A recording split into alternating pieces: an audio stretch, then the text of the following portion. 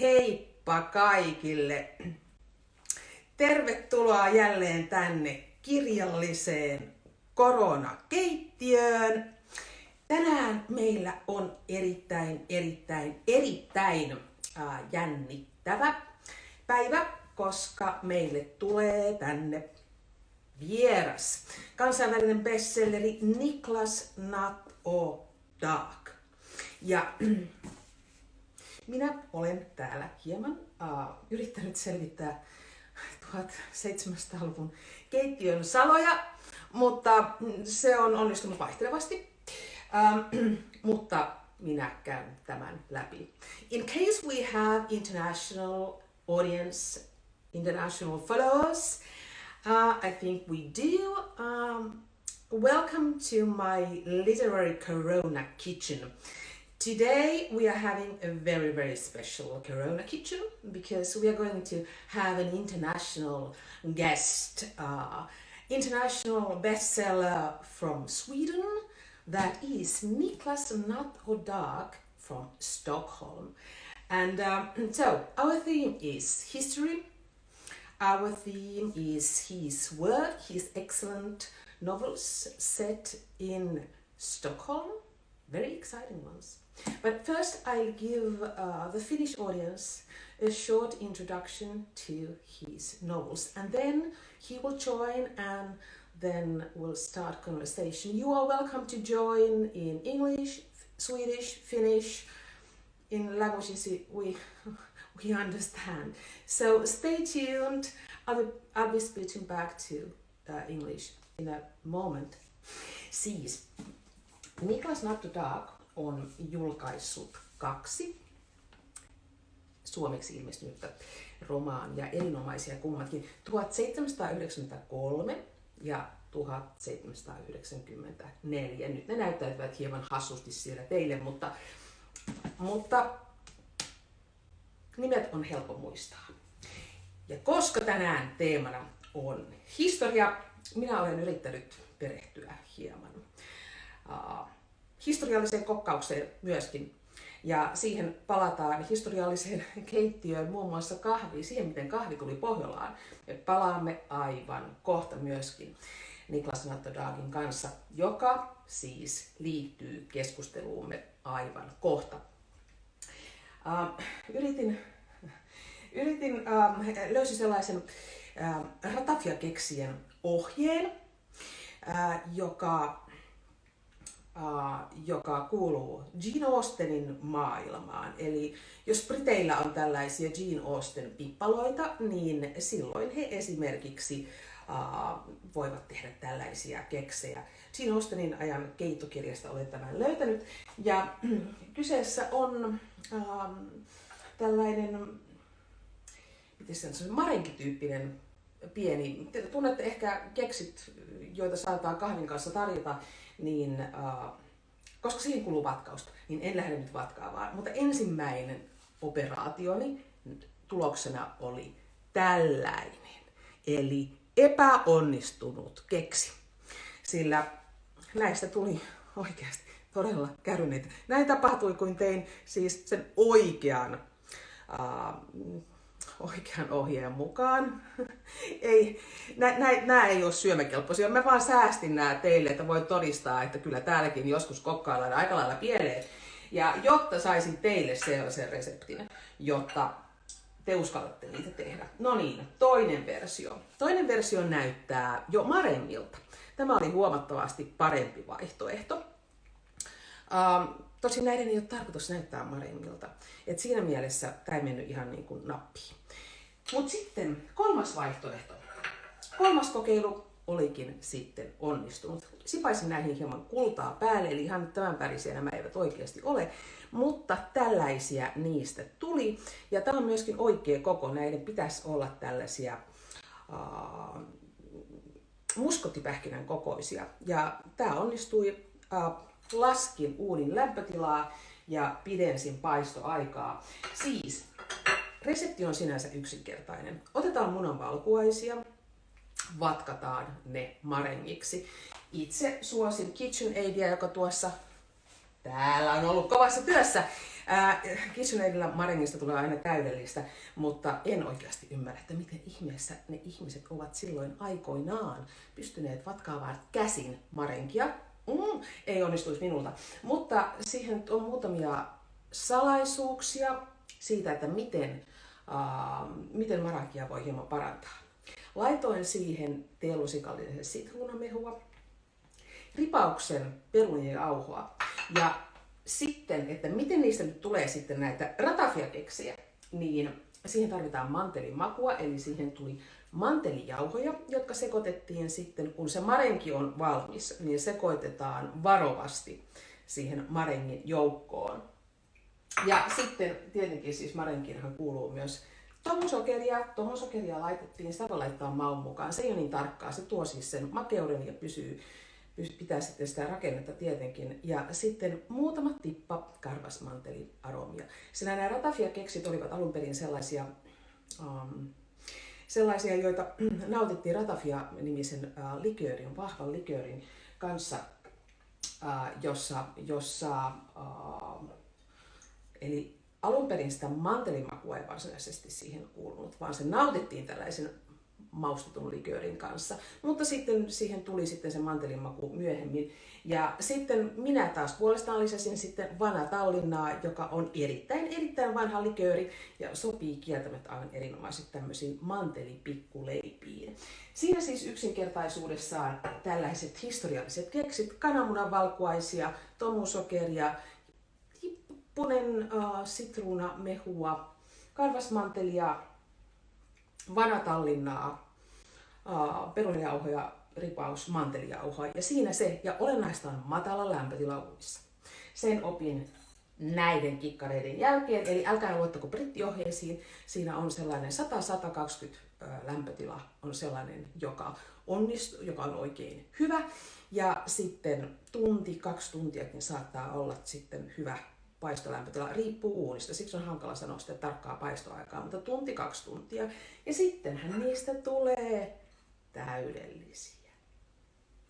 Mutta palatakseni sitten itse asiaan, eli tähän kohta mukaan tulevaan vieraaseemme, nimittäin Niklas Natt och Dagin kirjat ovat siis historiallisia jännitysromaaneja. Myöskin historical noir on termi, jota on käytetty viittauksena sitten tähän skandikrimin nousuun.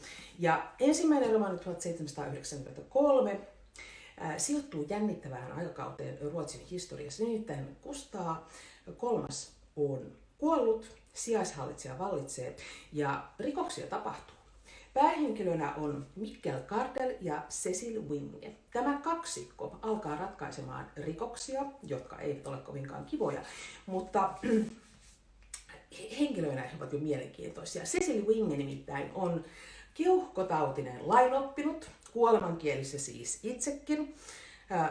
Siinä opitaan jotain siitä, millaisia taudit olivat tuolloin. Ei ehkä voi tuntua haastavalta tämä pandemia-aika meille, mutta haastavaa se oli vasta sitten silloin. Ja sitten Gardell puolestaan on raakki.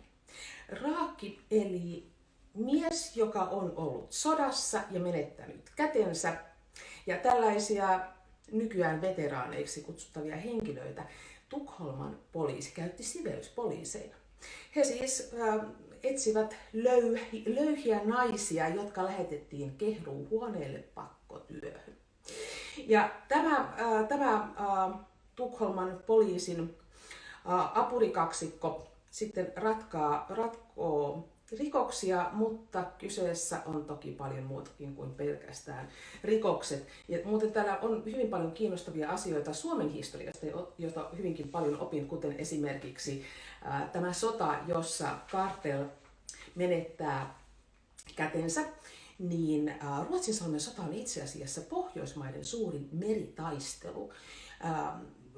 Muutama vuosi ennen kuin tämä kirja tapahtui, tuossa Kotkan edustalla käytiin 2 valtavaa meritaistelua. Ensimmäisen Ruotsi hävisi ja Venäjä voitti, ja siitä itse asiassa siitä tuli Venäjän laivaston juhlapäivä.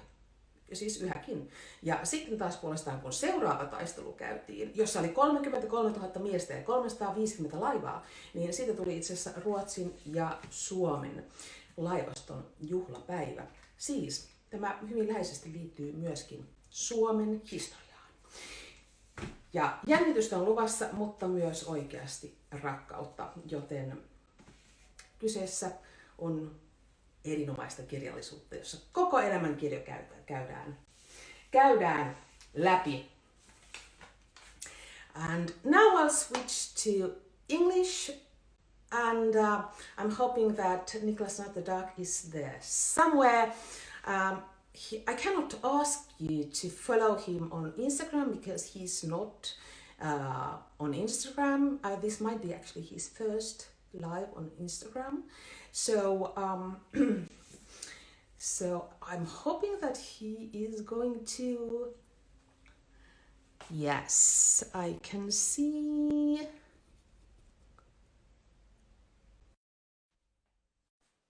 Let's see if I can get a connection to Stockholm. Now I can really have, yes, we do have a connection. Hello, can you hear me? I can. Can you hear me? And I can hear you. Perfect. Wonderful. Perfect. I'm very happy that you could join us for this conversation. Is this your first connection to Instagram? Instagram virgin. I'm very happy that you dared to do this. I was just introducing my poor baking skills, but I managed to do cookies according to 18th century recipe, and these are actually very good with coffee. And in your novels, there's it's an interesting time for coffee cats like me, because that was when coffee arrived to North, and people are in your novels, they are sipping quite a lot of coffee. So I was wondering if you could tell us about how and why did coffee arrive to North? I will tell you.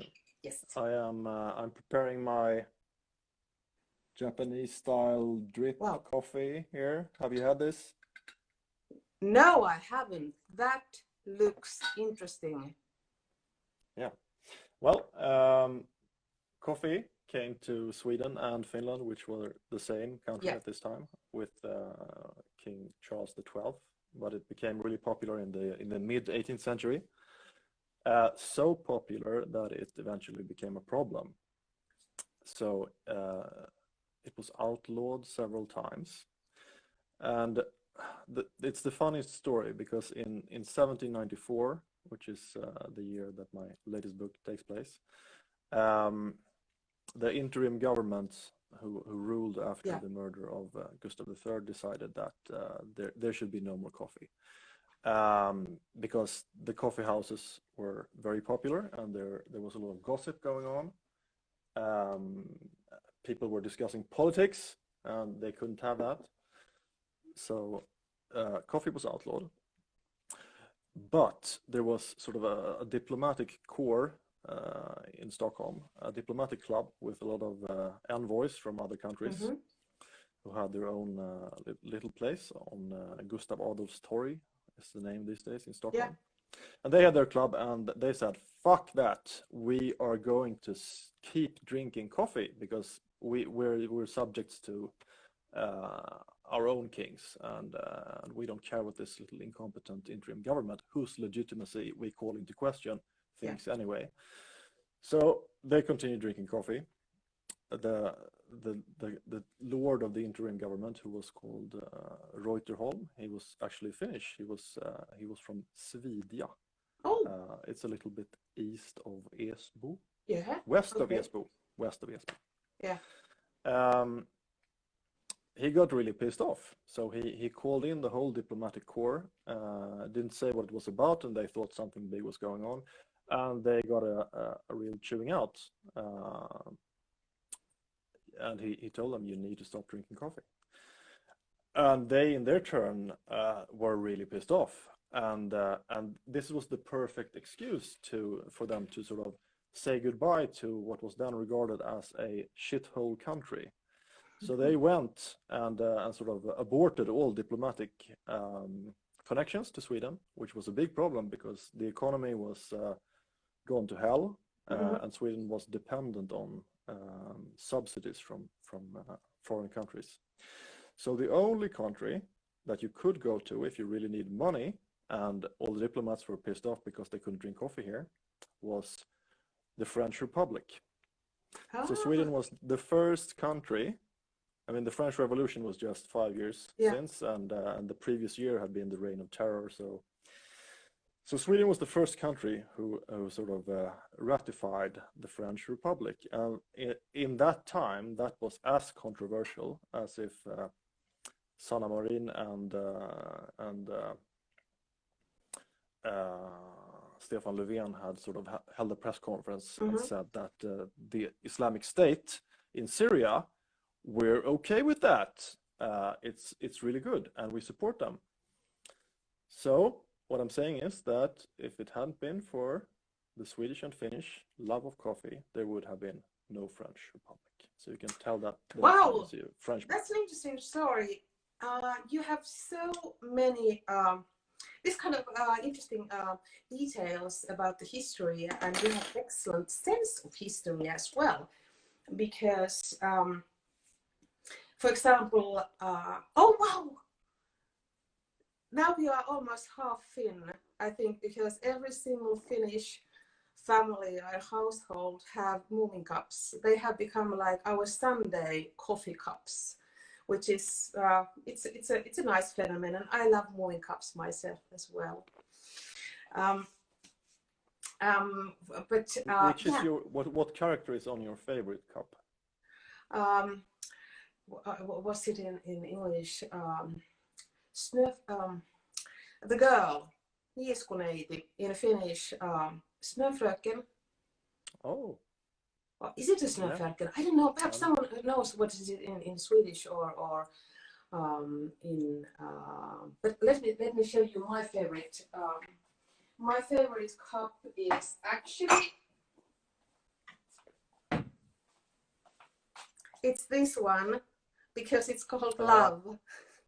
I have that as well. Okay, you have excellent really collection.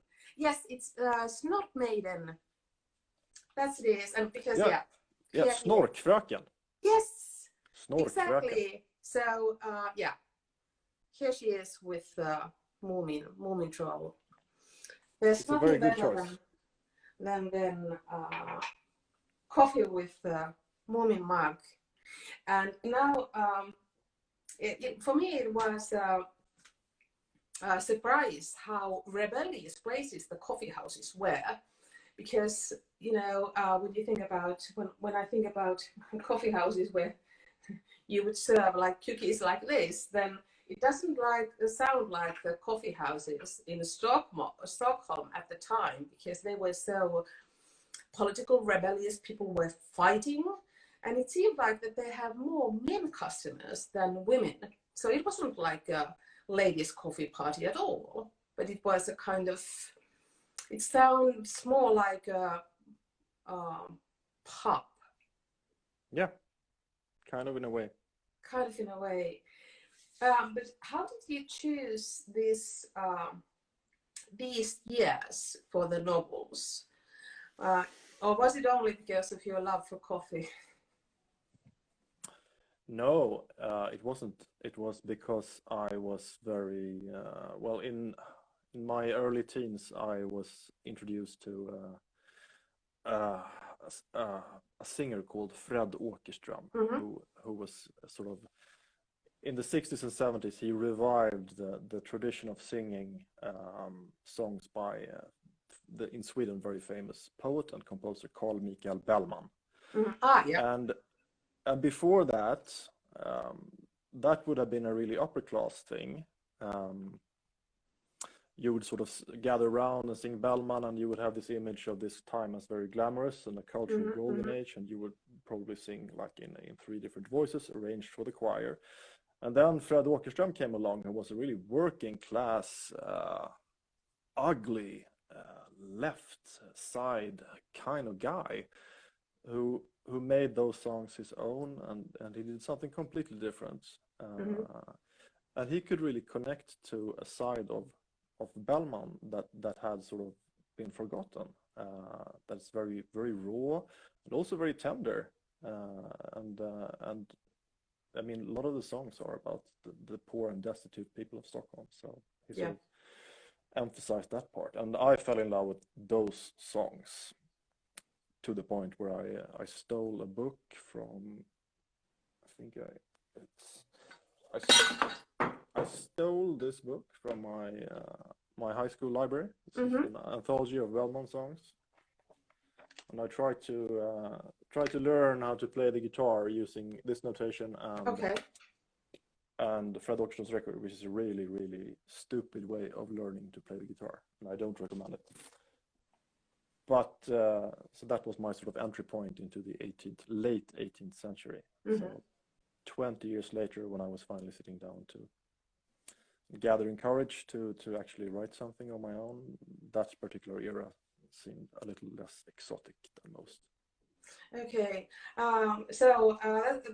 well, of course, when reading your novels, it's obvious that you know the history, and I was wondering, how did you pick the sources, or did you already were you already expert on this period of time? Because when you think about archives, there's so much material. I always find it myself pretty difficult to pick and choose the details I want to put in my novel, because there's so much material. So yeah. Well, I didn't know anything really when I started out, and I realized that was a big problem. So I had to start learning. I mean, I needed to sort of describe a room, and to do that, you need to sort of have a picture of the room in your head. And the same goes for all of Stockholm. And then you need to sort of, as you say, you need to pick a few details out of that larger picture. And I mean, it was pretty difficult to get the first book published in Sweden. Nobody wanted it. Why? Because of exactly what you said. It's you have all these sources, and you kind of fall in love with them. Yeah. You find so many stories that seem worthy of passing on in your book, so you fill it with historical details to the point that the plot and the characters start to sort of take second place, and you end up with a really, really thick manuscript. And that was my first draft that nobody wanted. And I How was lucky thick enough. was it? I think it was at least 25% more. It's not that much. Okay, yeah.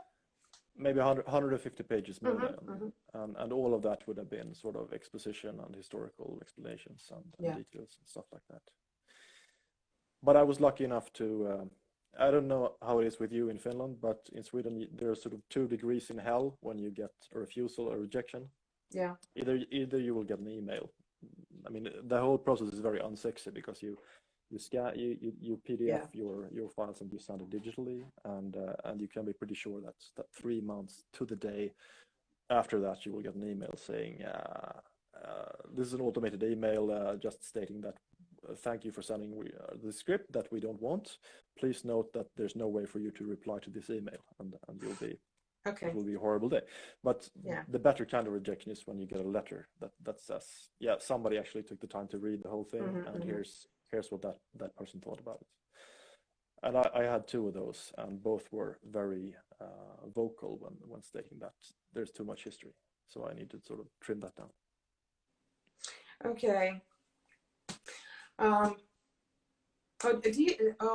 don't know how it is in Sweden, but I have a feeling that we don't have too many historical novels actually coming out.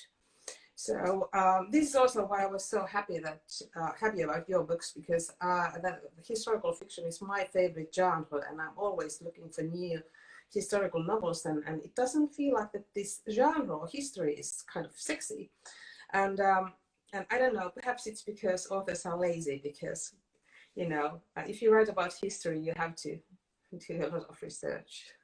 What are your favorite historical novels? Well, for example, Sarah Waters is one of my favorites, because she has an excellent eye for details, and she really has gone deep into the life of the time she's describing. She's able to tell like how they are opening the door, for example, small details like that. And if you have the same talent, that is something that all authors do not have. Like, for example, one example is that how people in your books are actually checking the time, because of course everybody didn't have clocks, they didn't have mobiles. So it seems to me that, I mean, of course they are checking the time from bell towers, but as the bells are tolling quite often to signal the time, so actually they are hearing the time more often than seeing the time, which is something I haven't actually thought about before. That when you think, because so there are a lot of things that actually make you really live the time. Actually, details like, for example, movies don't catch, because smells and voices and noises like that, then they are not that particular in movies. Movies are visual, but now you can actually feel it and you understand it. They hear the time, they don't see the time. And that was very fascinating for me as a reader to, in a way, to understand. So could you tell us something about the watches of the time? Yeah, as a sort of not very subtle way of sort of establishing my main character in the first book as a sort of very rational enlightenment person. He has a pocket watch, which he sort of obsessively disassembles and puts back together again, wishing that the world was as predictable as cogs in a clockwork. So I will tell you the long and meandering story about how this came about. I wanted very much to have an actual Swedish clockmaker from the time. And well, you're an author, so you know we live very dramatic lives. And in this day, I was at home wearing my bathrobe, bored because either I had written everything I could that day, or it just wouldn't come out, which happens sometimes. So you're frustrated. So I decided to watch a documentary on the Swedish television's archives, and this was a documentary about Sweden during the Second World War, where we were courteous enough to allow the German communication to run through Swedish telegraph lines to occupied Norway. But at least we had sort of the good taste to tap the wires, and I realized that the transmissions were encrypted. So they were unintelligible and nobody could solve them until they made printouts of the encrypted communication and gave it to a professor of mathematics in Uppsala, much as they did with Alan Turing in London with the Enigma. But this guy, who's called Arne Berling, he cracked the code in a week using pen and paper. So they could reverse engineer the cryptography machine. This became known way later. Fascinating documentary, and I needed to find out more about this guy Arne Berling, and it turns out that he had a grandfather's grandfather who was a watchmaker in Stockholm. And since there's also a sort of a heroic deed of cryptography towards the end of the first book, that guy, who's called Berling, Stockholm, Per-Henrik Berling, was the perfect watchmaker. And way later, after the first book had come out, I actually found, I have only seen Berling pocket watches in pictures. And suddenly one came up for auction. It was a beautiful watch, 3 kinds of alloys of gold. They couldn't sort of polish diamonds into the shapes they do these days. So in Sweden it's called rosenstenar, but it's polished diamonds. And I thought I should try to buy that watch, but I wonder how much it costs. And it turns out it wasn't that much. So I bought it and I sent it to a watchmaker. Oh, it's beautiful. And that guy fixed it up. So, can you hear it? It works. Yeah, it works, and it's from 1780. So, in my dreams, this clock was sort of around when Bellman played his songs. Yeah. No, I was now I can, when I can see you holding the clock, I think you have also, I mean, and you really have somehow, yeah. So what I wanted to ask you is what is your working method? Because of course you read a lot, and and there's a lot of material about the history of Sweden. But when you think about, for example, how well you are. For example, the locks in your novel and how they are opening the locks. So this is something that you must have, tried the historical locks yourself as well, right?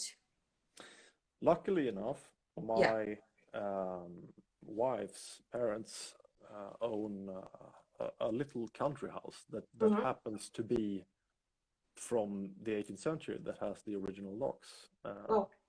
Wow. So I know those quite well. And since we're on, by coincidence, since we're on the topic of my parents-in-law's country house and you're a Finnish audience, I will take this opportunity to brag about the sauna that I built with my bare hands this summer. And I am now beginning to sort of understand sauna culture for the first time. As a Swede, you don't do that. You sort of you will have a sauna when you go on a skiing trip, and you will have it way too hot. You will take your beer can in there, which will get sort of red hot, and the beer will get lukewarm and taste like piss. And you'll be there for 5 minutes, and then it's like, ooh, it's hot in here, and you'll get out. But I'm starting to realize what it's all about. Well, that looks like very much like a Finnish sauna. So that's Finns are very much brought up with saunas, and I think we believe that it heals everything that needs to be healed. But it's also a spiritual experience. It is. But it's also, it has traditionally, it has been a place for birth and death. So the whole circle of life, because women went to labor into the sauna, but also when people died, the corpses were washed in sauna. So it's kind of the full circle of life happens and takes place in the sauna, which as a thought, I find it very interesting. But what I wanted to ask you about is also about the slavery. I'm again picking up one new thing that was news to me when I was reading your books. And for the audience, it doesn't mean that you are only, it's a good read. It's not only about the historical details, but I'm so much fascinated because I'm also learning at the same time while reading and enjoying the captivating story. But what I didn't know was that Sweden was involved with the slave trade. That was news to me. You did have a small, the island of Barthélemy in West Indies. And could you tell us about that? Because I don't think Finns are familiar with this detail either. This was when King Gustav III was still alive. He thought that the thing to do was to sort of establish a Swedish empire again. So he wanted an island in the Caribbean. And the theory was that not only would that be high status, Sweden would also become self-sufficient in cotton and coffee and sugar, stuff like that. So he traded with the French. The French had they could trade toll-free in Gothenburg harbor, and King Gustav would have his island, which is today known as St. Bart's, since it's a luxury tourist place. Wonder how they are doing it right now, speaking of that. But anyway, so the Swedes sent a ship down there, and they realized that they had been tricked, because that island was basically just a rocky crag out in the Atlantic. Didn't even have its own fresh water. They had to get that from Martinique, which is close to it. But Sweden sat there for a few years and had a little colony. The main city is still called Gustavia, and you'll still have Swedish street names down there. I haven't been there myself. But as the French Revolution came about, everybody made war on the French, and also you had the American Revolution. So the British would declare war on what was then becoming America. So all of a sudden, this little Swedish town of Gustavia became the only neutral port in the Caribbean. So they were very opportunistic and quick about it to declare that come here and sell your slaves, and we won't demand any fees from the seller. Only the buyer will have to pay Swedish taxes on all slaves. And we profited a lot during several years. And this it was a forgotten piece of history for a long time, because there was some kind of self-censorship going around. I mean, this was a controversial question, even in the 18th century. And Gustav III, he was smart enough never to put his name on any paper that said it's okay with slavery. So that is the holy grail, will be finding such a paper. But and the second holy grail would be finding documents proving that ships sailing under the Swedish crown had a sort of official mission to gather slaves from what was then known as Guinea in Africa, and taking them. But those records are gone, as far as I know. And the archivists would sort of make those papers go away. Everybody realized, wow, nobody really wants this to come to light, so we'll just put those boxes over there, and maybe they'll get thrown out next time we clean. So I think in the sort of 40s and 50s, people started digging this up, and it's been well known for 40 or 50 years. But since Sweden has sort of the Swedish self-image is a question in itself. We're sort of taught that Sweden is a humanitarian superpower, super nice to everybody, and sort of watches out for human rights everywhere. So it seems to me like every 5 or 10 years you will find an article like in a historical column saying, "Ooh, Sweden was an integral part of the Atlantic slave trade," and then it will get forgotten, and then 5 years later the same thing will happen again. So I thought it was my turn. It was a very interesting description, and also very interesting description of the island itself, the Bartolomei. It was a very even though you haven't visited the island yourself, it was a very lively description. I congratulate you on that. Now, these were the things that were news to me, but I know that your books have been on Spanish bestseller list for quite a long time. So do you know what's interesting for Spanish readers? That is a mystery to me, but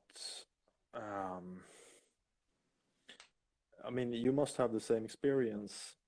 I mean, first you sort of, for me, I couldn't believe that anybody, when my agency first contacted me and said, we want to sell this book abroad, I was like, what? It's a book of Swedish history. Why would anybody care? So I was really surprised that anybody wanted it in the first place.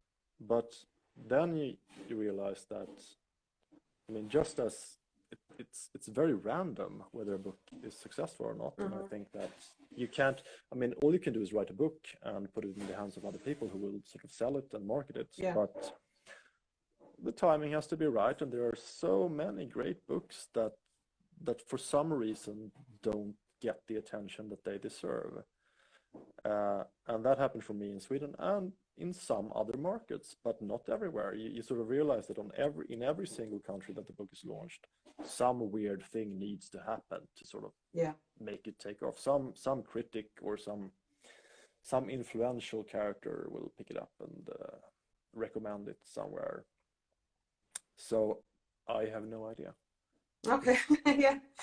And actually, I think the first book, as far as I know, it sort of didn't meet the expectations in Finland. I met my Finnish publisher in Bokmässan in Gothenburg. He's called Jarmo.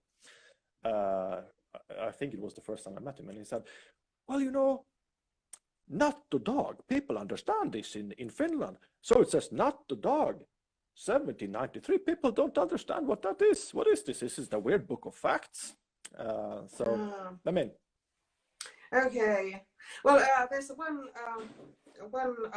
I mean, the translation by Kari Koski is excellent in your novels, and I think Finland now. This is the moment where Finnish readers can be very happy about the mutual history we have with Sweden, because we have lots of old solid Finnish words which we can use when we are writing about the history of Sweden, because it's our history as well. So you are very lucky with the Finnish translation, and this is something I hadn't actually thought about myself when I started to write my historical novels. I didn't actually think that it might be in certain countries simply difficult to find a correct word for something very specific, which is obvious for readers in your own country or for some other countries who share the same period of history. But certainly, if the story should be translated into a language where people actually don't know that period of history, then it can be tricky. So I'm this is a very good translation, and we have excellent solid Finnish words about Swedish history, which is our history as well. Now we are about to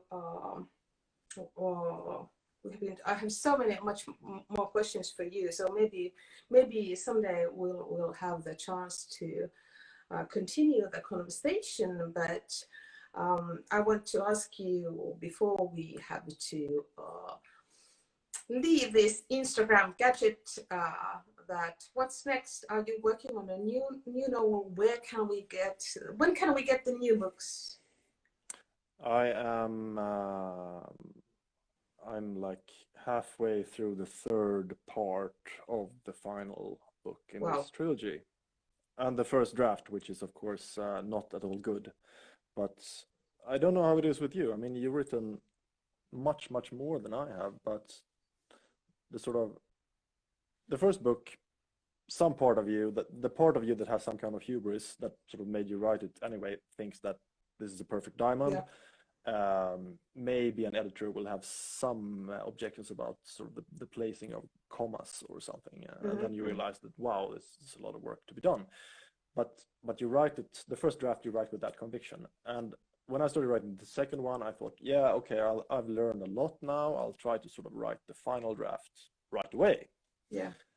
It didn't happen like that. I had to rewrite it a lot. And now the third time around, I realized that this is my process, and maybe it's everybody's process, that you have to write a complete first draft that is not good, but you can see all the shortcomings, and they become obvious to you, and then you can sort of slowly try to rewrite and rearrange characters, and that part I really enjoy. But writing the first draft, I hate it. That's my favorite part of the work.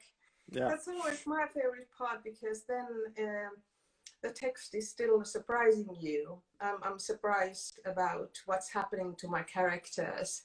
I don't know who's gonna die, who's gonna fall in love with who. I know nothing about them. So the first draft is the draft where I am actually creating the characters and they start to have their own voice. So that's also the moment, or that draft version that helps me to understand what kind of material I still have to look for example. How much do you plan in advance for that first draft? Before the first draft, Yeah. nothing. You do? Oh. For me, I mean, that's my problem. I plan it all. So all the good parts I already know, but I know exactly what you mean. Suddenly you'll find a chapter that you write that you say, yeah, it will be some kind of scene. I don't really know. And then you write it and it is surprising. And then the job is, I mean, wow, I didn't know that would happen. Wow, that changes everything. But isn't it fun?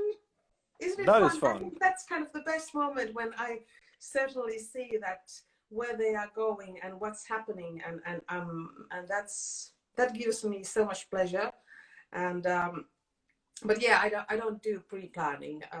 I haven't ever been very good at pre-planning anything, in at least when it comes to the text. But sometimes it also it means that I am very much aware that the first draft is only the first step. So when I get the first pile of the manuscript, then I know that there's a lot of work to be done. Okay, but pre-planning, how do you pre-plan? I mean, do you have a notebook where you put the, because you must have a timeline. Yeah, I do. And I try to avoid having a timeline, but I mean, it took me, I have this jumping chronology thing that forces me to pre-plan, because if I were I'm not smart enough to do that by instinct. Everything would just end up gibberish. So for this final one, I can't have the same structure, and it took me half the book to realize what's the structure of the book actually, and that was quite a revelation. I was standing in the shower and like, this is gonna be good. But it took a long time. So I do have a notebook, and now I've made the most boring thing you can do. I've had to make an Excel document lining up all the important dates and the important happenings of that year, so I can keep track of what season and what date and what month that happens on 3 different planes of narrative. Timelines. But you are. I was admiring your timeline work when I was reading it, because I know that it can be tricky to get all those characters and storylines together. But that's also part of the fun also for a reader too. When you have to wonder where are they going to? Are we still going to meet this character new or again? But now, as I said, I have so many more questions for you. So maybe another day, and I hope that someday we'll be able to travel and you can visit Finland again. But in the conversation, I would like to ask you some more about music, because you have the musical instruments, right? And you do you have a favorite one, perhaps? Funny you should ask that. Well, this is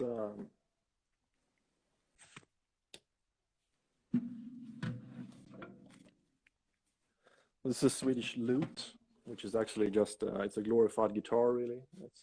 This part is wow.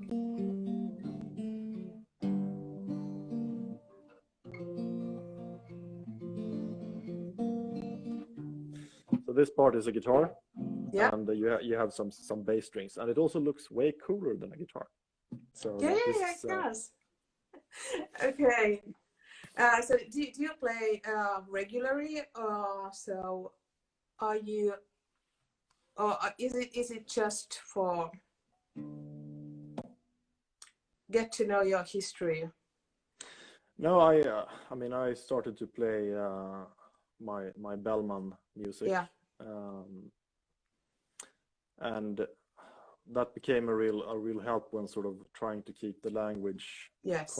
contemporary to the 18th century, because since I knew much of the lyrics by heart, I could always sort of go through them in my head Yeah. like a sort of lexicon and say, yeah, that word, I know that because that's in there, so I'm free to use that. Yeah. So Oh yes. Bellman is what I play. Okay. Yes, and that's also something I was admiring in your work, that you obviously are very much aware of what were the words that people used to use at the time. For example, in your books, there are a lot of mental disorders that were not called mental disorders at the time. People are having rehab, depression, alcoholism, panic disorder, I noticed as well. One person is going to hunger strike, but of course it's not called a hunger strike. Panic disorder is not called a panic disorder, but they are described the way mental disorders were described at the time, and that was wonderful to read. It's funny, when I was sort of, I mean, the first book, when I was in Amsterdam, and helping along with the sort of the marketing of the book, there was a woman that came up to me and said, yeah, I was reading your book, and I was having breakfast, and it was that scene where that guy cuts out that other guy's tongue, and I threw up a little in my mouth, and I was like, ooh, I'm sorry, it wasn't it wasn't my intention to ruin your meal or anything. And she said, no, it's a compliment to your writing. And I thought, wow, that's a really cool compliment. But so anyway, when I was starting to write the second book, I was very aware that I was asking myself, did I sort of was I being unfair to the Gustavian age and sort of exaggerating things? And when I was researching mental disorders and the sort of the madhouse that was known at Danviken, the very first thing I read, it was a monograph on Danviken, and a few years later than my era, they invented a machine there. And the doctrine stated that sort of if somebody was a little bit mad, the soul had sort of gone a little bit askew inside the body, and if you subject the body to a bad enough shock, maybe you're lucky and the soul sort of slips back into place and sanity would ensue. Yeah. So they would do all kinds of horrible things to their patients in order to have that soul jump back into place. But eventually they invented a machine called a swing machine, which was a big centrifuge where you sort of strapped down the patient, rotated the patient until there came blood out of the nose and the eyes. Okay. And this was in use for a few years. And eventually a doctor would sort of evaluate how good it was, how effective it was. And he stated very shortly that, yeah, well, it's not that effective when it comes to curing mental health issues, but on the other hand, it's very useful when laxatives fail. Oh. And I was like, well, I can't even use that in the book. It's so bizarre and so cruel and stupid that it would have been unbelievable. Yeah, but sometimes facts are surprising. Facts are too much to put them into a fiction because no one would believe them. Yeah, but I guess now we have to wrap it up. Thank you for this opportunity. Thank you for joining my Corona kitchen, and thank you for presenting the lute and the pocket watch. I'm so much fascinated by all the old objects because they all have a story. And I wish that if there are followers who haven't read these two excellent novels, then I do encourage you to read them, and also the next one. I'm very much looking forward to reading the next one. No pressure, no pressure. Enjoy your writing, and I know that there are a lot of enthusiastic readers also waiting for the next installment of this series. Thank you for writing for us. Thank you so much for having me as a guest. Thank you. So bye bye. Bye bye.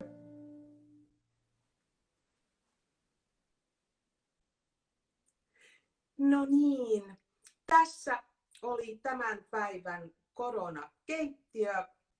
Laitan reseptin myöhemmin Instagramiin ja Facebookiin, jotta voitte tehdä historiallisia pikkuleipiä, jos haluatte esimerkiksi. Ja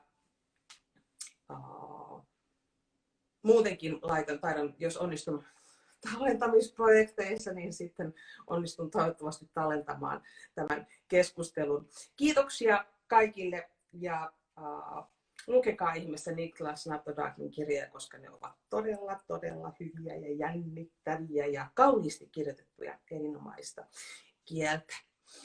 Thank you everybody for joining us, joining my Corona Kitchen streaming from Helsinki. Niklas Natt och Dag just visited my Corona Kitchen from Stockholm, and hopefully I'm able to download the conversation if somebody missed it. I'm not sure about my technical skills, but I try my best. So thank you for joining us, and read his novels. He's such a damn good writer. Thank you. Stay home, stay well, and I hope to see you somewhere in the real life when we are going to have literary events someday. But meanwhile, we can read. Bye.